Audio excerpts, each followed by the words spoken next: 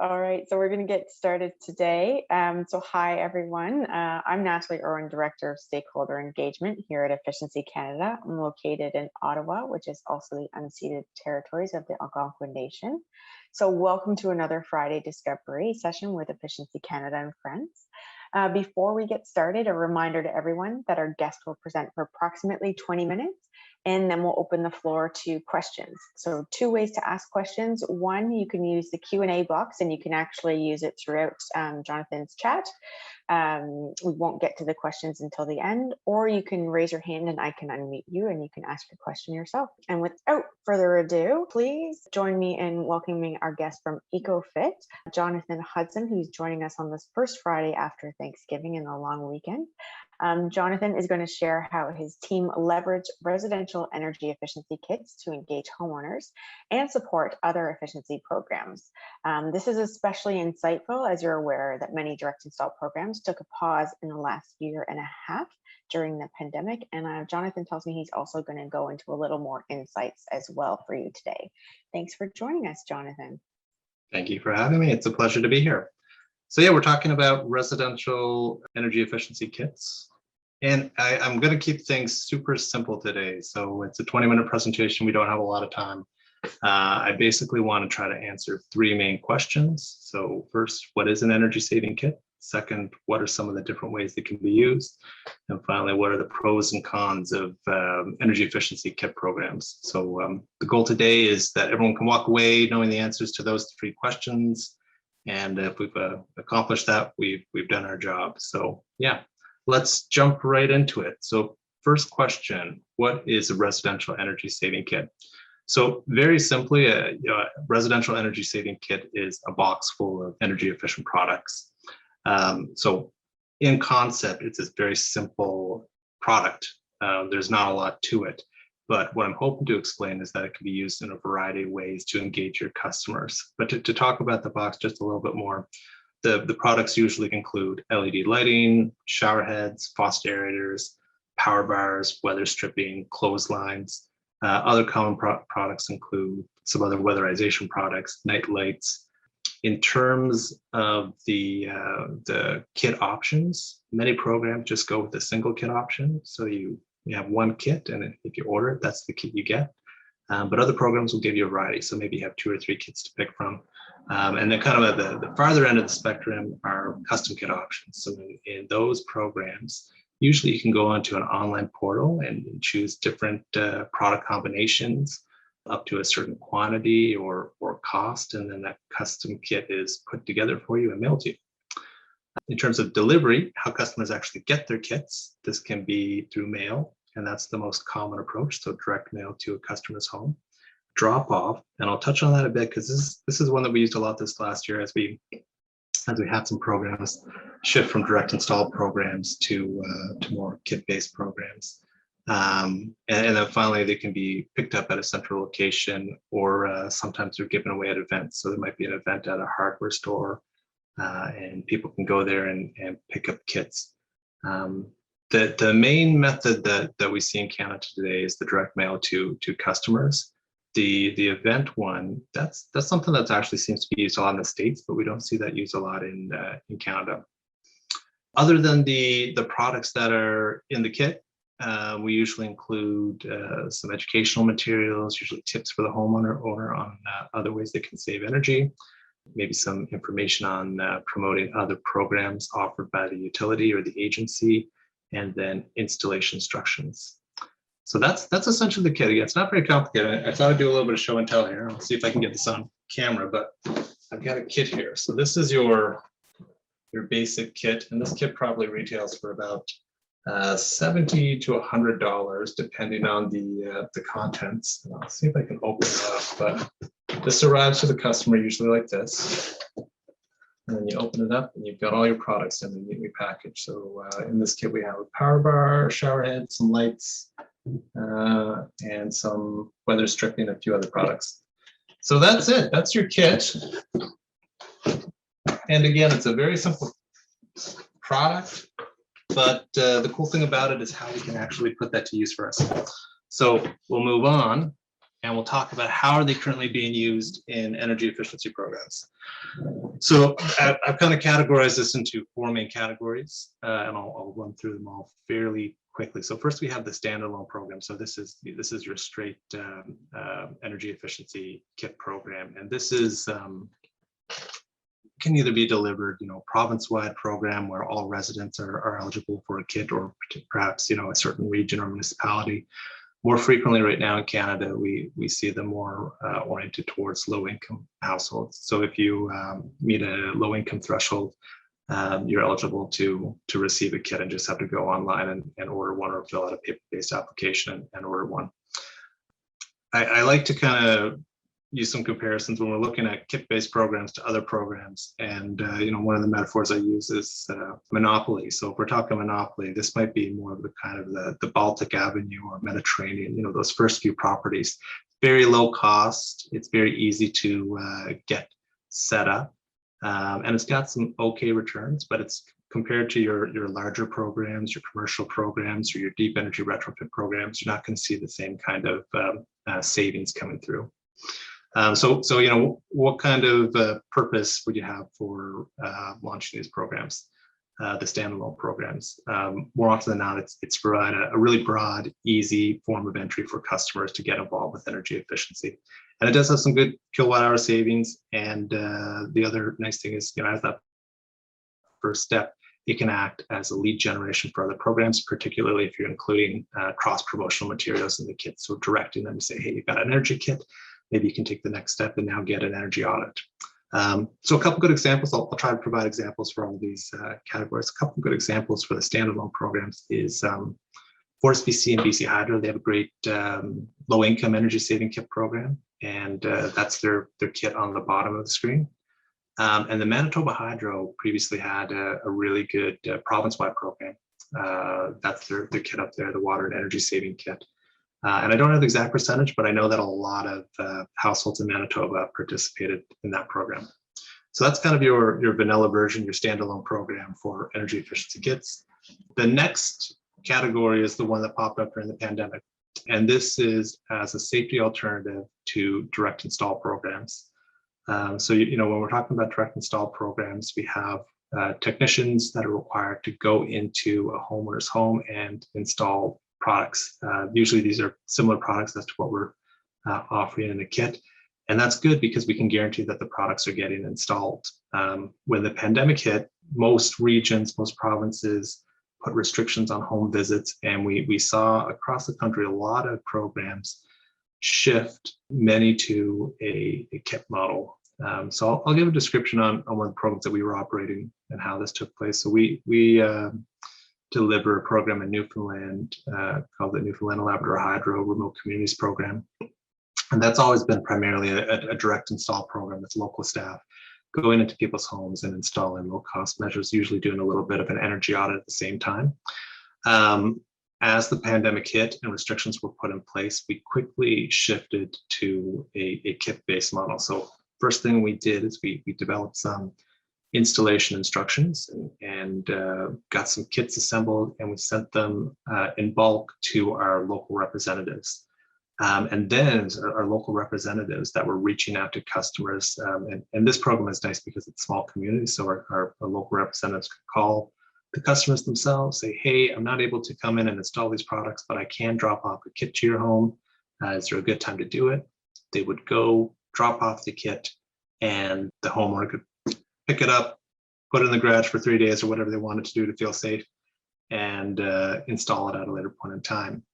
The other actions that our previous direct install techs did is they would follow up with the homeowner. So they usually follow up in a day or two to confirm that the customer had no questions and that they understand how to install all the products.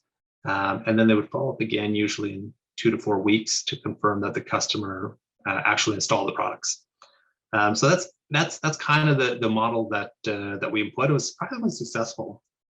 And as some of the restrictions eased, we actually ended up with a hybrid model. So even though restrictions eased and we're still allowed back into homes, many people just still didn't have the comfort to have people come into the home. So at that point in time, It was almost like we were really doing both a direct install program and a kit-based program. So we would call the customer, find out if they were comfortable with us coming in their home, then we would say, we can come with the kit and install the products for you. But if you're not, you still have the option to get the kit and install it yourself, and we'll follow up with you afterwards on the phone to make sure that you didn't have any issues. So that's kind of how we employed it, and hopefully, we don't have to use that safety alternative for direct install programs much longer or in the future. But it was an interesting case study in the pandemic. Moving on, so another way that we can use energy efficiency kits is if we want to collect a lot of customer data, or if we want to get a lot of program registrations. This is particularly, kind of pertinent to programs that you might be wanting to have a very high participation level, or community-based programs.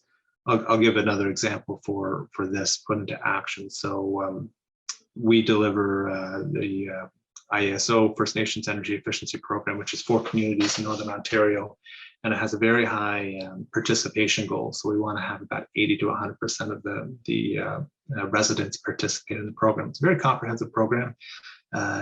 Includes a direct install, but also includes insulation upgrades, appliance upgrades, health and safety measures, a lot of different steps that we can do for every single home in the community. But we were at a disadvantage starting out in the program in that we did not have a lot of customer information. So what we did, we had launch events in all the communities where we were giving out free kits to community members in exchange for them to sign up for the program. So they get the kit, and we're telling them, when we come to your house, we can install this product for you, or if you want, you can install it yourself. But at this time, we need to collect that information so we know that you're registered for the program. We have your email, your phone, et cetera, et cetera. So in that regard, it's really nice as kind of a gift in exchange for that data collection, which can be so valuable in delivering programs. And the fourth way is to use it for customer wait lists, or gotta move my screen out of the way. I'm covering it up. Let's see here. Customer wait lists, or for eligibility cutoffs. So by this, I mean, if you have customers that are on a wait list and it's going to be an extended period of time before they can receive the service, you can use kits as a way to give them something immediate that they can use. And for cutoffs, we're finding right now that low-income cutoffs don't go the entire way to address energy poverty. We have a lot of people that are just a little bit above the low-income cutoff that still have a high level of energy poverty. And this is something that's being discussed a lot, moderate income programs. But this is a nice way to give them something, even if they're not eligible for the full suite of services. So again, a couple examples. NB Power's got a very comprehensive and popular low-income program. And there's quite an extended wait list for it. So they use kits in this manner. So once a customer applies to the program, they can send them a kit saying, it will be some time before we're able to upgrade your home, but in the meantime, here's something immediate that you can do to help reduce your energy burden. On the moderate income, ISO with their energy affordability program is actually doing this. So they have if you don't qualify for the low income program and all of the services that are entailed if you meet that criteria, if you're on the next bracket for moderate income, you still can get a kit that will give you some measures. So these are probably the four main manners in that we're seeing kits deployed in Canada today. I did want to talk about one other thing. So we're talking about how they're currently in use. I do want to talk about how they can be used, because this is something that's really interesting. And we haven't seen this in Canada yet, but there's been a lot of discussion with our technology partners and with some of our utility clients about virtual energy audits. And one of the ideas that we have been noodling, I'll say, kind of talking about is the integration of mail-based, highly customized kits with virtual energy audits. So to describe this in a little bit more detail, virtual energy audits are becoming more popular and a really great tool to engage customers. And you can collect a lot of information from them, but sometimes it's a lot of information. It takes a long time. So this model basically would break a virtual energy audit up, a very comprehensive virtual energy audit up, into smaller components and have kind of a data reward progression to the model. So a customer may do a basic virtual energy audit and then follow up. We would send them a basic kit. Next, we send them an email saying, Mr. Smith, you've received your kit. We hope you enjoy it. If you'd like to get some additional lighting products, you can do the next step of the virtual energy audit, which is to perform a more detailed lighting assessment of your home. You can then do that lighting assessment. At the same time, we would ask that they confirm that the basic kit gets installed, because we want to make sure they install the previous products before we send them the next ones. And then using that information, we can send them a specialty lighting kit. And then this can progress from there. So perhaps they do a plug load assessment, maybe a heating assessment where they get power bars and smart thermostats. So this is a concept. This is not in place in Canada at the moment, but I do think that this is something that we will see at some point in time in the future. It's an interesting model for discussion at any rate. So moving on, pros. Very quickly on pros, we kind of mentioned that it's affordable and it's quick to deliver. Again, going back to the monopoly example, this is your first few properties. You can get an energy efficiency kit program on the go in about 6 weeks. And it's, in terms of costs, you really, other than the products and the shipping and some customer service costs, there's not a lot to it. You're not having field teams, so it is fairly affordable and quick to deliver. But the other pro that I think is the real value of energy efficiency kits is that the fact that it's that first action that customers can take. So it's the first baby step toward a customer self-identifying as someone who takes action on energy efficiency. And this is really important. We frequently talk about and use behavior change theory when we're designing programs. And in the grand scheme of things, Energy Kit is not going to make a big difference working towards our climate targets, but it does help to start people on that path. Our goal is really to have all the homes in Canada, progress as, with deep energy retrofits. But going back to this concept of behavior change theory, this is a good first step. So, I frequently reference community-based social marketing a lot. It's a methodology developed by Doug McKenzie Moore. And I've got a quote here that's more in reference to a retail program for recycled products, but I'll just read it and then we'll kind of apply it to the energy efficiency case. So since people wish to behave consistently, agreeing to wear the sticker and or sign the display increases the likelihood that they will purchase recycled content products. Furthermore, having checkout clerks utilize injunctive social norms by thanking shoppers for making recycled content purchases would also assist in establishing this norm. So this is talking about how you can get people to take further actions by having them agree to an easy step and then having them behave consistently or shifting their social norms. So to pull this over to our energy efficiency example, if our goal is to have people do deep energy retrofits, sometimes that's a hard ask right off the bat. If we're going to Mr. Smith in Moncton, New Brunswick, and ask him, do you mind doing $10,000 in energy upgrades?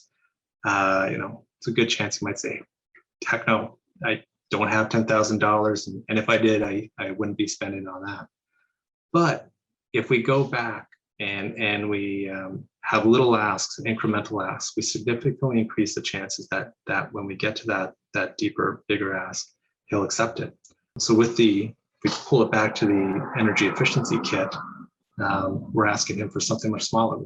Hey, Mr. Smith, would you be interested in a free energy kit? Chances are he's going to say, sure, yeah, why not? And that's the initial ask, but we can take it a few steps further with that interaction.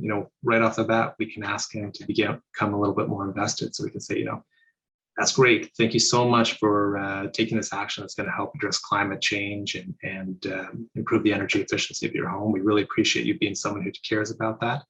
And do you mind committing to us that you're going to install this energy efficiency kit over the next 4 weeks. So, we've just given him a free kit. Chances are he's probably going to agree to install this kit. So now we have a commitment from him. So he's already starting to identify as someone who cares about climate change and cares about energy efficiency, which sets the groundwork for that next interaction. So maybe the next interaction we go back to him and we leverage that first interaction. We say, Mr. Smith, our records show that you previously installed an energy efficiency kit and are someone that likes to or puts a priority on energy efficiency at home. We're offering energy assessments for $100. Can we sign you up? And because he's already established that pattern of behavior, people want to behave in a consistent manner. So there's much higher likelihood that he will say, yes, I am someone that does that, and I will pursue that action. So that's, I don't know if I did a great job explaining that, but that's really kind of the underlying value that we see a lot with energy efficiency kits, that first baby step, and that can really lead to longer term gains down the road. So moving on, I'll briefly talk about the cons. So first con is if you're comparing a energy efficiency kit program to a direct install program, you can only claim a portion of the savings that would be claimed for a direct install program. To give you an example, say you have a direct install program and you install an LED light bulb and you get 100 kilowatt hours. Well, perhaps for an energy efficiency kit program, you might only be able to claim 50 kilowatt hours. And the reason for that is because frequently what happens with kit programs is this: you give them to the customer takes it, puts it on a shelf, and forgets about it. So that does happen, and that is going back to kind of what I mentioned on the previous slide. That's why you have to take a couple more actions to really make sure that they're going to follow through with the installation. So getting a commitment from them and asking to follow up at a later point to verify the install, those two actions can significantly increase the chances that those products are going to be installed in the short term. But it is a reduced savings or claimed savings compared to other programs. One of the other cons is lower savings per home compared to retrofit programs. So it's not the same level of savings as insulation upgrades or appliances or heating retrofits. And again, going back, that's okay. That's not the goal. It's still good savings on a dollar per kilowatt hour basis. And more importantly, it does fit into the bigger picture of helping people progress through different energy efficiency actions. A couple more that I'll just mention quickly. In terms of province-wide programs, there can be some challenges with delivery and logistics and tracking when you're getting into some of the really rural and remote regions, which makes it a little bit more difficult to deploy the same service across a broader region. Not insurmountable, but just, there's challenges there always when you're working in rural and remote regions. And for low-income programs, income verification can be a real barrier that we come across. So we're not talking about a big kit. This is a basic kit. Again, usually retails for $70, $100. And sometimes if we're asking people to dig up their CRA notice of assessment, that's just too big of a barrier for them to handle or undertake to get that kit. So we do face that quite a bit, and that's a challenge. The easier we can make the income verification process, the more likely that the customer will participate. Yeah, one other con I want to mention is we do encounter some concerns when we're using the free kit. When people hear free, their spidey sense goes off. They're always a little bit concerned if this is a scam. So sometimes careful messaging around that free product is really, really important to make sure that the customer understands why it's free and the benefits of the kit. I think that's it. So to recap, I do want to make sure that everyone has the answers for the questions. What is an energy saving kit? Very simply, it's a box of basic energy efficiency products delivered to a customer, but it can be used in a multitude of ways to really engage customers, including a standalone program. It can be used as a safety alternative for direct install. It can be used to collect data. It can be used for wait lists or eligibility cutoffs. And I think in the future, it'll be used in conjunction with virtual energy audits. Then some of the pros and cons, it's low cost, easy to deliver, but the most important one is that it's that first energy efficiency baby step that many people can take. Cons, again, reduced kilowatt hour savings, low per home savings, and challenges with rural and remote areas. So that concludes my presentation, and I would love to open it up to a broader discussion now. Awesome. Thank you so much for that, Jonathan. And thanks for the deeper dive into like, what could this be? That was especially insightful. I know there are some questions there. So just a reminder to people, there's two ways to ask questions: Q&A box at the bottom of the Zoom screen, or you can raise your hand and I can unmute you. You can ask yourself. Just a reminder, it's the Q&A box that we're using for questions. I noticed that a number of people were putting questions into the chat, so if you could just transfer those over, I'll try to get to them, but sometimes when people chat, it kind of moves around and it jumps a lot, so I just want to make sure I get to all of them here. I did notice that there was a question here from Angie, is when you do direct install programs, how do you handle liability? So for example, what happens if a leak develops in a wall because of the shower head installation? Or do you have plumbing companies do the work and take insurance themselves? And then especially with homeowners doing the work themselves, how is the liability issue around there? It's a good question. For direct install programs, we encounter that a lot. So there's regular claims. I'll give you an example for bathroom faucet aerators. There are certain types of faucets that are notoriously difficult to install bathroom aerators on, and can easily be damaged in the installation process. So I guess the first thing is just having that knowledge, what the common issues are that you're going to encounter, and where the greatest risk is, and making sure that your team is trained on how to be careful with that. So, for example, with bathroom faucets, if it's a certain type of faucet, sometimes we just won't install it because it's such a high likelihood that we could damage it. But there's always cases where there's damage, whether it's just through accident or negligence or whatnot. And it's really important to put the customer first in those situations, and be very quick with your claim. So I'm not sure if that, in terms of liability, the liability is primarily on the delivery agent, who's ever installing it.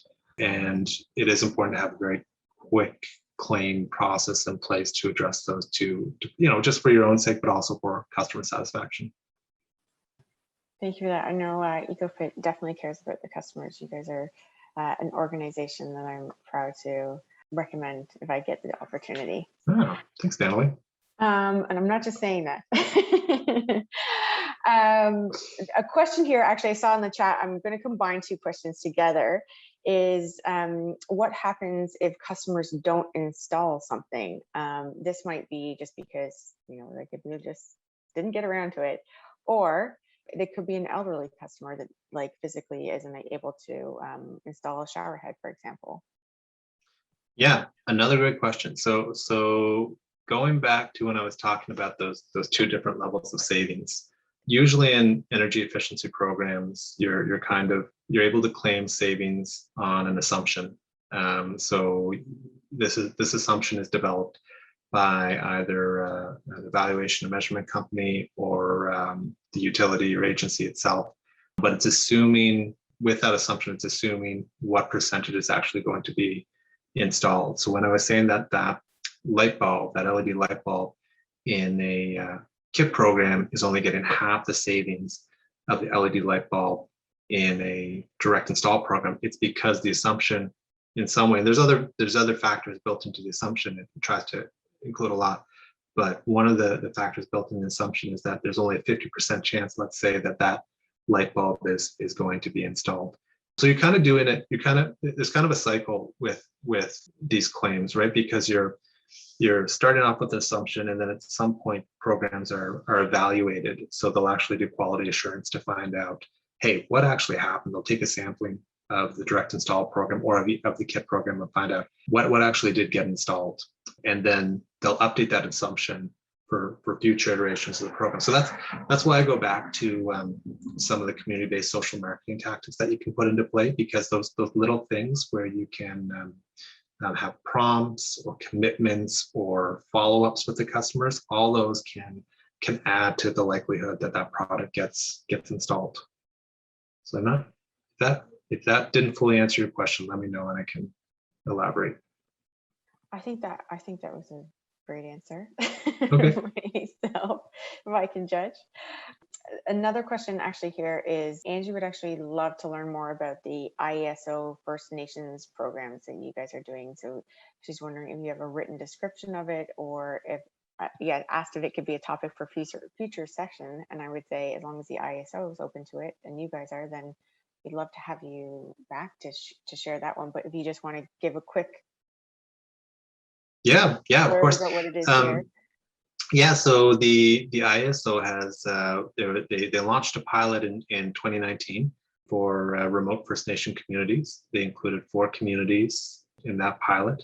That pilot is just kind of concluding now, but the next iteration of the program is going to be launching over the next few months, and that's, I believe, I should know this.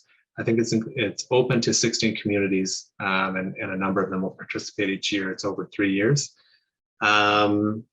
It's a community-wide program. So each one of the communities, we want to have as much participation as possible. It's very broad in the measures. It includes both residential and commercial, primarily residential, but it does include some commercial upgrades. And again, it measures its energy audit of the home, basic measures, appliances, windows and doors, health and safety. Health and safety is really important. And that's a really nice thing that the ISO program has, because frequently energy efficiency programs are focused on energy savings. But health and safety is such an important issue in remote Indigenous communities. So there's a very comfortable amount per home for health and safety upgrades. So it's really, really great program. Happy to tell you more offline if you'd like. Great, thanks for that. Sounds fantastic. And like I mentioned, I'll be sure to follow up with you and then the ISO when the pilot's further underway. Maybe you guys can present the first findings on that for sure. Yeah, love to. There's a question here on, or some clarification, I guess, on the funding on the kits. Like, does Ecofitt create the kits if someone wanted a kit, and how do they reach out to you? And also, can they create their own kit? So I think the question is kind of, who's funding the program? Most programs, when we're talking about broader programs, are typically funded by government, a utility, or energy efficiency agency that has a mandate to deliver energy efficiency programs in a specific region. So that's generally where the funding comes from. But there are other requests that come into us, and it is possible, and we have done private kits. So that is something that we would do. We're not totally set up for just accepting one-off orders. When you're usually setting these programs up, you're developing all of the design for a specific kit, all of the customer service processes. You have call center agents that are need to be trained. So it's a bit of a process. And to do that, because of the scale, you usually need to have a certain volume. Yeah. Definitely. You can say that there's a campaign for any utility or program administrators out there if they want to, people maybe thinking like Christmas gift ideas to buy for family members. Well, one of the ways we, some of the smaller asks we do, like we do a lot of kits for communities. We have a lot of smaller orders that come into us from small communities, and we love doing those. And also sometimes there's a request for like prizes, so we'll do kits for prizes that are given away at energy efficiency events. And then another question here, sorry, I'm just focused on the question, is, you might, it's okay to say you don't know, but I thought it was a good question, is, do you think asking a small fee per product or per kit would improve the installation rate compared to having it be free? That's a very interesting concept, and there's a lot of discussion around that, because there is this notion that there's a diminished value when you have something that's free. So yes, it creates a higher likelihood that kit will be installed for sure if you add a price to it. But on the other side, it will likely reduce the overall participation. So it's hard to say how that will net out. in terms of increasing the installation rate versus reducing their participation because there's a cost. But if you're just going for installation rate, yeah, that premise holds true, to have a value with it. And that's something we talk about because especially when I was talking about the integration with virtual energy audits, or even moderate income homes, there's more and more talk about having like kind of copay models for higher end kits. So if you're doing a kit that's for maybe it's kind of like the flashier power bars, smart power bars, or smart thermostats, if it's targeted towards higher income households, there's a much better chance that they actually be willing to pay for at least a portion of the kit. Yeah, it is an interesting topic for sure. And then also, I think that you guys have had experience with this as well. There's a question on including in kits like behavior change or tips, and has it been well received, as well as like the actual tangible technology solutions? We do. Yeah, we include a lot of tips. That's very common. So whenever we're doing a program where we're working with our client or our partner, very frequently utilities or agencies, to develop the materials that go in the kits. But it's I would say at least 90% of them include some sort of tips in the kit. I can't comment on the effectiveness of them because we don't measure that a whole lot. We do have follow-up surveys that we do with a lot of the kits, both to gauge customer satisfaction and verify the installation. But to date, we don't tend to track information on if they've been following the behavioral recommendations. But it is interesting. So it's something that we might consider for the future. Yeah, that would be interesting. Or if anyone else out there knows or has done that, we'd be happy to learn for sure, or add it to the chat as well. I always encourage discussion throughout the chat there. Another question here, I'm just going to ask this one last question, is really great presentation. What would you do to extend this program to snag customers to get deeper energy retrofits? Would you have concerns in trying to extend this program to carbon efficiency, like, for example, saving emissions? Do you know of anyone that's tried that? I don't. Yeah, I'm not sure I have a good answer for that question. I mean, in general, when we're, I think the one comment I would make on that is, if our end goal, and our end goal always should be trying to encourage every customer to do the maximum amount of actions towards energy efficiency, there does have to be consideration and thought put to how these different programs feed into each other. So, anytime you can develop a more continuous relationship with a customer and guide them along that process, that really improves things. Because sometimes, even though we have great intentions and really good people behind these programs, sometimes programs can be a little bit siloed, and we're not making that connection. We're not making that progression clear for the customer. So that, I do think that there's opportunity in most areas to kind of take a step back and try to plan that longer progression for the customer. Definitely, and that will also lead to the deeper savings as well that we're all Yep. trying to achieve. Well, thank you so much for that, Jonathan. I really appreciated you joining us today and learning more and learning what could be possible as well. So appreciate My pleasure. that. Yeah, it's always great to come and hang with you guys. Oh, we'll definitely have you back, especially we'll chat about the ISO and First Nations work that you're doing for sure.